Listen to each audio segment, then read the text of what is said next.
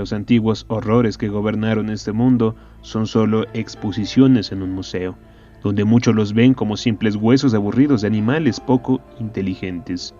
Pero ellos ahora están entre nosotros, cazándonos y recordando antiguas pesadillas. La extinción es cosa del pasado.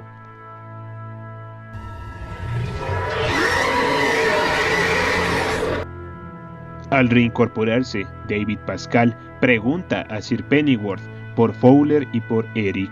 Pennyworth le dice que se lo pregunte a la pequeña Nessie.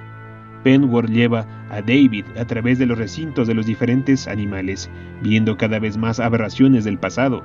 Mientras Pennyworth habla sobre cómo logró este hallazgo científico, había recombinado fragmentos de un muy desgastado ADN en los fósiles de la cantera del pueblo, que más tarde logró convertir en una cadena completa de ADN, pero no fue fácil. Algunos fragmentos de ADN no eran suficientes, por lo cual fueron recombinados para crear a las criaturas. Por eso algunas son tan diferentes a los fósiles. Mientras siguen caminando, llegan a un recinto en particular, el de la Deinonychus. Pennyworth le dice: supongo ya sabrá quién es esta criatura. David le responde: me doy una idea. La magnífica asesina ahora está sedada, pero no por mucho. Sin previo aviso, Pennyworth empuja a David al interior del recinto y dice: bien, después de que coma, pásenla al recinto de los machos. Necesitamos descendencia de estos asesinos. David ve cómo las luces se apagan, no pudiendo ver nada. Enciende su linterna y desesperadamente empieza a intentar escalar, pero es inútil. Empieza a buscar otra salida. El recinto no era tan grande, pero el problema era buscar en el lado donde la Deinonychus estaba dormida. Al no encontrarlo, en la esquina contraria al dinosaurio, encuentra una señal: tierra removida. Empieza a quitar las plantas y la tierra que estaba obstruyendo una esclusa de aire, procediendo a golpearla. De repente su linterna se cae y se apaga.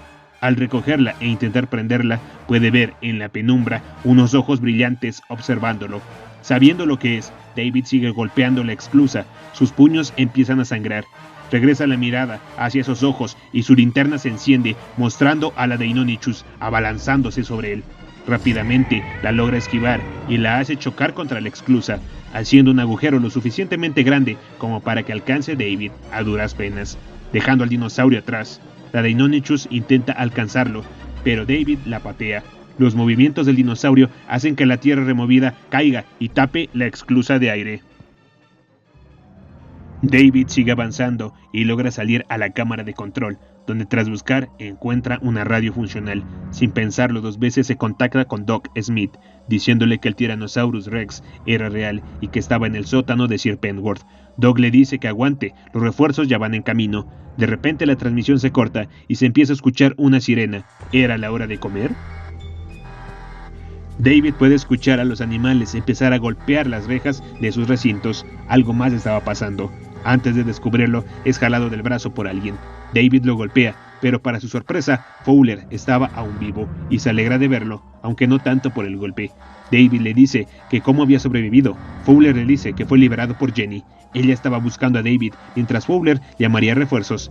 Ambos se disponen a encontrar a Jenny, pero las alarmas seguían sonando. David dice: la hora de comer de estos animales sí que es larga. Fowler le dice que a la hora de comer solo suelen sonar huesos rompiéndose. No suena así.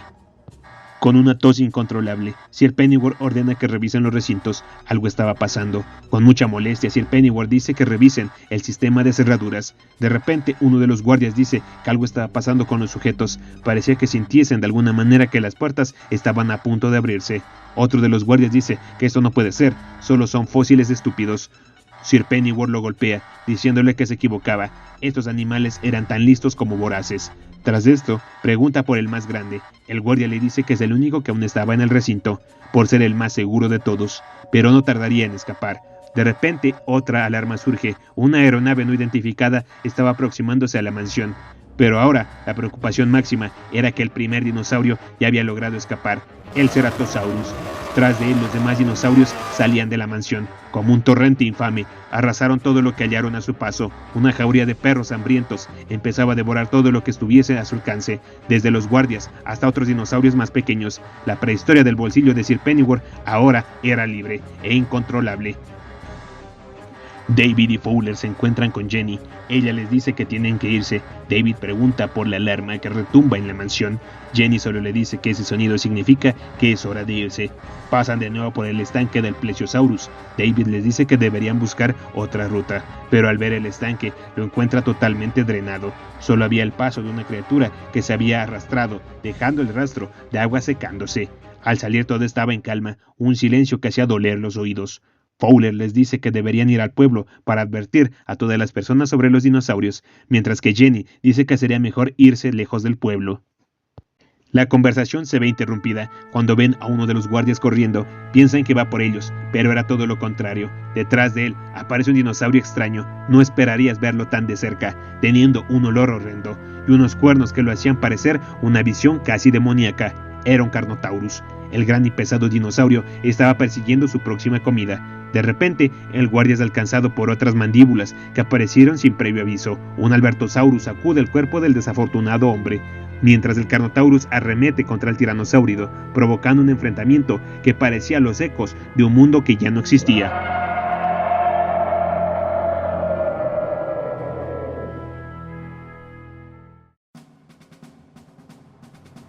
Mientras al otro lado de la mansión un helicóptero aterrizaba, era Doug Smith y un grupo de exmilitares con armamento. Acabarían con la pesadilla prehistórica. La limpieza ya había comenzado. Al internarse en la mansión, el panorama cambia por completo. Lo primero que se encuentran es con un muy estrecho laberinto de túneles. Al ingresar a través de los conductos de aire y alcantarillados de la mansión, las armas más fuertes no podrían utilizarse debido al gas metano presente en los túneles. De disparar, posiblemente harían estallar toda la mansión. Delante de ellos se escuchan sonidos, gorgueos o pululares de alguna especie de ave. Uno de los ex militares se queda atrás para colocar un sensor de proximidad. De repente, detrás de él, el pulular se escucha mucho más cerca. Al levantar la mirada, no lo podía creer. No era un ave, o quizás no una tradicional.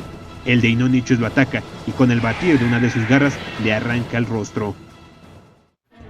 El resto del escuadrón escucha los gritos de su compañero y al regresar la mirada ven a los dinosaurios que ya estaban arrancando pedazos de su carne. Empiezan a dispararles, logrando dar en el objetivo, acabando con uno de ellos. Deciden seguir avanzando más rápido, empezando a ser rodeados por los Deinonychus. Las prehistóricas bestias eran de lo más diferentes posibles. Uno resultaba bastante llamativo entre todos, era la Deinonychus que David había enfrentado. En eso, el encargado de los explosivos, en un descuido, es atacado por la espalda. Sin más opciones, hace estallar uno de los explosivos, ocasionando una reacción en cadena que empieza a derrumbar el sitio. Todos se separan. Uno de ellos logra llegar al helicóptero, pero antes de que pudiese despegar, un Deinonychus estaba en la cabina a su lado y lo termina matando.